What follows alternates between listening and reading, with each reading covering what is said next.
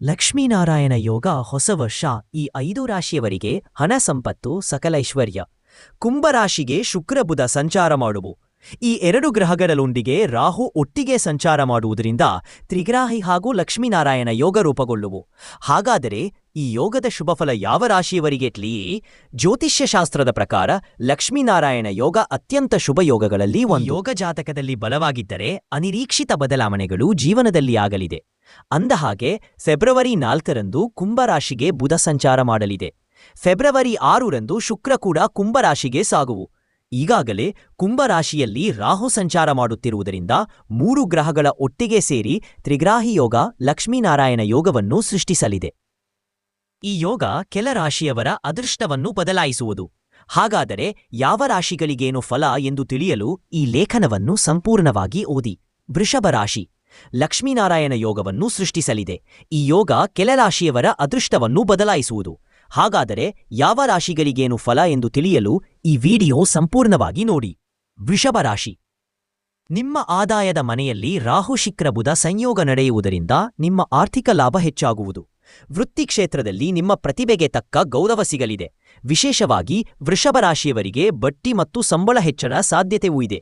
ಶುಕ್ರ ಮತ್ತು ರಾಹುವಿನ ಸಂಯೋಗ ಲಾಟರಿಯಿಂದಲೂ ಲಾಭ ತರಬಹುದು. ಷೇರು ಮಾರುಕಟ್ಟೆ ಅಥವಾ ಪಿತ್ರಾರ್ಜಿತ ಆಸ್ತಿಯಿಂದ ಹಠಾತ್ ಧನಲಾಭವನ್ನು ತರಬಲ್ಲದು.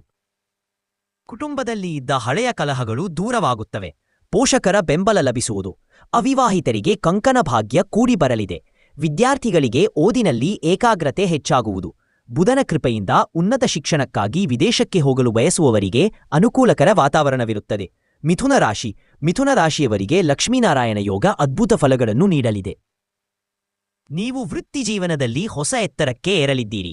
ನಿರುದ್ಯೋಗಿಗಳಿಗೆ ಬಹುರಾಷ್ಟ್ರೀಯ ಕಂಪನಿಗಳಲ್ಲಿ ಅಥವಾ ವಿದೇಶಿ ಸಂಸ್ಥೆಗಳಲ್ಲಿ ಕೆಲಸ ಸಿಗುವ ಸಂಭವವಿದೆ. ಈ ಸಮಯದಲ್ಲಿ ಮಿಥುನ ರಾಶಿಯರಿಗೆ ಹಣ ಉಳಿಸಲು ಸಾಧ್ಯವಾಗುತ್ತದೆ. ಹೊಸ ವಾಹನ ಅಥವಾ ಮನೆ ಖರೀದಿಸಲು ಇದು ಸೂಕ್ತ ಸಮಯ. ಸಮಾಜದಲ್ಲಿ ನಿಮ್ಮ ಪ್ರತಿಷ್ಠೆ ಹೆಚ್ಚಾಗಲಿದ್ದು ಶುಭ ಸಮಾರಂಭಗಳಲ್ಲಿ ಭಾಗವಹಿಸುವಿರಿ. ಪ್ರೇಮಿಗಳ ನಡುವೆ ಇದ್ದ ತಪ್ಪು ತಿಳುವಳಿಕೆಗಳು ದೂರವಾಗಿ ಬಾಂಧವ್ಯ ಗಟ್ಟಿಯಾಗಲಿದೆ. ಆದರೆ ಮೀನರಾಶಿಯವರು ಸಂಗಾತಿಯ ಮೇಲೆ ಅನುಮಾನ ಪಡುವುದನ್ನು ಬಿಡಬೇಕು. ಕಟಕ ರಾಶಿಯವರಿಗೆ ತ್ರಿಗ್ರಾಹಿ ಯೋಗ ಹಾಗೂ ಲಕ್ಷ್ಮೀನಾರಾಯಣ ಯೋಗ ದುಪ್ಪಟ್ಟು ಲಾಭವನ್ನು ನೀಡಲಿದೆ. ಅದೃಷ್ಟದ ಸಂಪೂರ್ಣ ಬೆಂಬಲವನ್ನು ನೀವು ಪಡೆಯುವಿರಿ. ವಿದೇಶ ಪ್ರಯಾಣದ ಯೋಗವಿದೆ. ರಾಹುವಿನ ಪ್ರಭಾವದಿಂದ ಕೆಲಸದ ಸ್ಥಳದಲ್ಲಿ ಕೆಲವೊಮ್ಮೆ ಗೊಂದಲಗಳು ಉಂಟಾಗಬಹುದು. ಹೀಗಾಗಿ ಆತುರದ ನಿರ್ಧಾರಗಳನ್ನು ತೆಗೆದುಕೊಳ್ಳಬೇಡಿ. ಕಲೆ, ವಿಜ್ಞಾನ ಮತ್ತು ತಂತ್ರಜ್ಞಾನ ಕ್ಷೇತ್ರದ ವಿದ್ಯಾರ್ಥಿಗಳು ಅತ್ಯುತ್ತಮ ಸಾಧನೆ ಮಾಡುವರು. ದಂಪತಿಗಳು ಅದ್ಭುತ ಕ್ಷಣಗಳನ್ನು ಆನಂದಿಸುತ್ತಾರೆ. ಆರ್ಥಿಕ ಜೀವನದಲ್ಲಿ ಯಾವುದೇ ಬದಲಾವಣೆಗಳು ಇರುವುದಿಲ್ಲ. ನೀವು ಮಾಡುವ ಪ್ರತಿಯೊಂದು ಕೆಲಸದಿಂದಲೂ ಲಾಭ ಸಿಗಲಿದೆ. ಪ್ರತಿ ಬುಧವಾರ ಗಣೇಶನಿಗೆ ತುಪ್ಪದ ದೀಪ ಹಚ್ಚಿ ಪೂಜಿಸುವುದು ಮಂಗಳಕರ. ಜೊತೆಗೆ ಬಡವರಿಗೆ ಅಥವಾ ವಿಕಲಚೇತನರಿಗೆ ಆಹಾರ ಅಥವಾ ಬಿಳಿ ಬಣ್ಣದ ವಸ್ತುಗಳನ್ನು ದಾನ ಮಾಡಿ. ತುಲಾರಾಶಿ, ದಾಂಪತ್ಯ ಸುಖ ಮತ್ತು ಹೊಸ ವ್ಯಾಪಾರದಲ್ಲಿ ಯಶಸ್ಸು. ಉದ್ಯಮಿಗಳು ಲಾಭದಾಯಕ ವ್ಯವಹಾರ, ಪ್ರಶಂಸೆಗಳು ಅಥವಾ ಬಡ್ತಿಗಳನ್ನು ನಿರೀಕ್ಷಿಸಬಹುದು. ಸಂಬಂಧಗಳಲ್ಲಿ ಹೆಚ್ಚಿದ ಅನ್ಯೋನ್ಯತೆ ಜೀವನದಲ್ಲಿ ಸಾಮರಸ್ಯ ಮತ್ತು ಸಂತೋಷವನ್ನು ತರುತ್ತದೆ. ಅಲ್ಲದೆ ಈ ಯೋಗ ನಾಯಕತ್ವದ ಗುಣಗಳನ್ನು ಬಲಪಡಿಸುವುದು.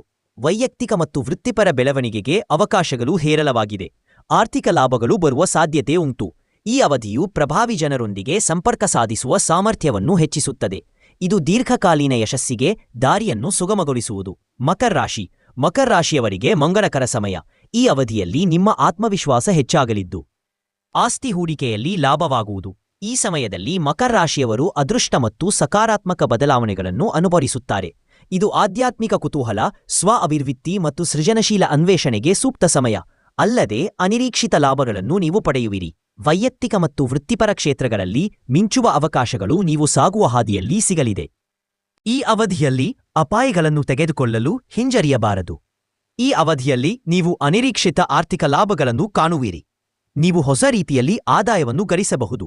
ವೆಚ್ಚಗಳನ್ನು ಕಡಿಮೆ ಮಾಡಿ ಈ ಸಮಯದಲ್ಲಿ ಉಳಿತಾಯವನ್ನು ಹೆಚ್ಚಿಸಿ. ನೀವು ಜೀವನದ ಎಲ್ಲಾ ಕ್ಷೇತ್ರಗಳಲ್ಲಿ ಪ್ರಯೋಜನಗಳನ್ನು ಅನುಭವಿಸುವಿರಿ.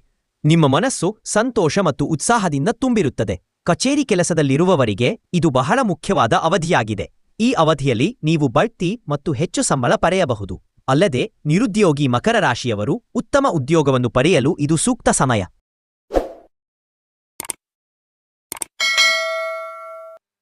ಆರ್ಥಿಕ ಹಿನ್ನಡೆ ಎಲ್ಲವೂ ದೂರವಾಗಿ ಕುಂಭರಾಶಿಯವರಿಗೆ